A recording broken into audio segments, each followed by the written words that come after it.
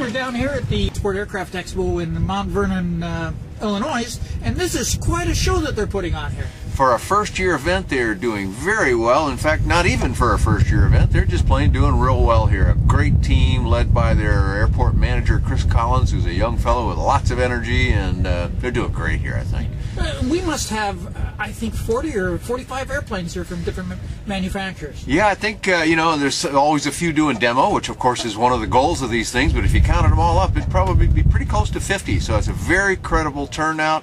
Lots of nice equipment here for people to see, and quite a few people that have come in to see it.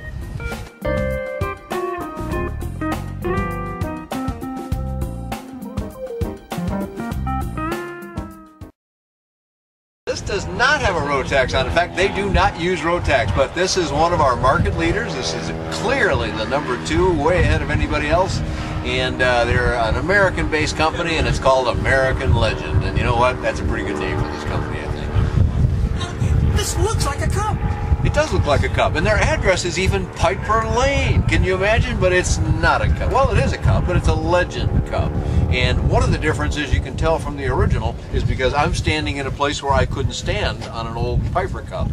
They didn't have a door that opened on this side. This one opens on both sides, so when it's float equipped, and they just won ASTM approval for a float equipped Cub, so that's an exciting new development for this company. But when that's the case, now you can get out on both sides of the airplane, you can dock it easily, you can access the dock to do your tie downs and so forth. It's a big feature. But that's not the only one that comes with this.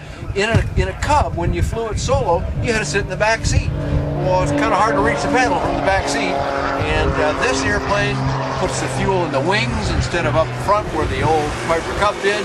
So that means the fuel is at the CG line. That means you can solo it from either seat, which is really a cool thing. Of course, most of the time you'd want to be in the front where you can see better, have access to all your instrumentation, and all your controls are in easy reach then. But the Cub looks to be a little bit smaller than this interior-wise now.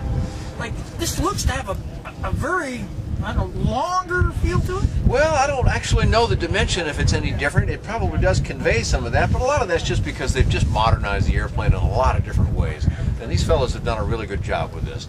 And they've also added some electronic instrumentation to the panel that wasn't available in the old Piper Cubs, but it's got a lot of the same features, including a nice storage area. But one thing we saw on other airplanes, recoil seat belts, and they've got them front and rear, which is a nice quality. Just makes the airplane a lot more user-friendly. We're used to these things in cars. Why not on airplanes? No problem on the American Legend. And you've also got a skylight in this as well. You got a skylight overhead, you got lots of visibility, even got some handholds here in the space frame structure. And if you can see over my head, here's a really nice execution of the sight gauge. And I really like this kind of fuel gauges. Everybody in aviation knows you really can't trust an on-panel gauge. You keep track of your time to know how much fuel you have. Well, this is even better yet. While it sits in flight, of course, this is going to be angled the right way. It's a tail dragger, so it's sitting tail low right now. This is going to give you this on, and it's on each side. Your camera can't see it, but there's some switches and other controls up here in this wing root panel, which is very nicely executed. I mean, just look at the way this is all done. Everything about this airplane, all its interior finish, just a clean, sanitary job of making an airplane that is an icon in aviation. You're not going to find that on the Cub, what I'm seeing out here in front now. Yeah, no, you certainly won't. Nothing like this. Well, it didn't even exist back in those days. They've got this beautiful, I mean, this is a popular choice these days. The 696 from Garmin just came out earlier, the end of last year, I think it was.